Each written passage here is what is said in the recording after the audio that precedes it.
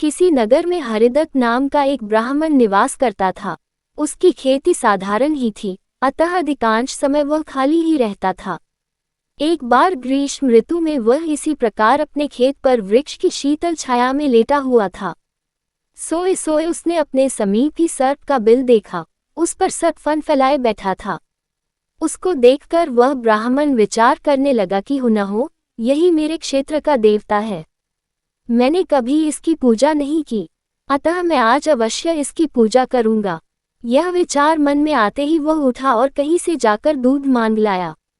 उसे उसने एक मिट्टी के बर्तन में रखा और बिल के समीप जाकर बोला, हे क्षेत्रपाल, आज तक मुझे आपके विषय में मालूम नहीं था, इसलिए मैं किसी प्रकार की पूजा अर्चना नहीं कर पाया।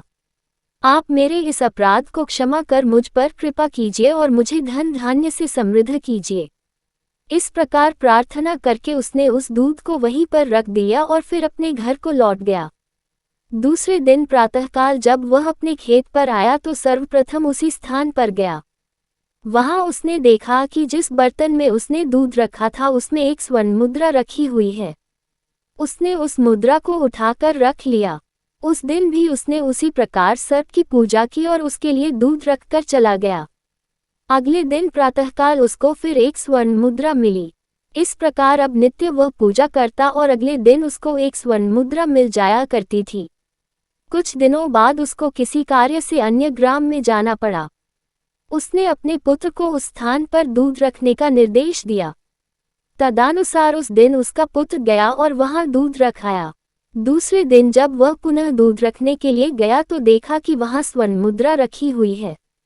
उसने उस मुद्रा को उठा लिया और वह मन ही मन सोचने लगा कि निश्चित ही इस बिल के अंदर स्वर्ण मुद्राओं का भंडार है। मन में यह विचार आते ही उसने निश्चय किया कि बिल को खोदकर सारी मुद्राएं ले ली जाएं। सर्प का भय था, किंतु जब दूध पीने के लिए सर्प बाहर निकला तो उसने उसके सिर पर लाठी का प्रहार किया। इससे सर्प तो मरा नहीं और इस प्रकार से क्रुद्ध होकर उसने ब्राह्मण पुत्र को अपने विष भरे दांतों से काटा कि उसकी तत्काल मृत्यु हो गई। उसके संबंधियों ने उस लड़के को वहीं उसी खेत पर जला दिया। कहा भी जाता है, लालच का फल कभी मीठा नहीं होता है।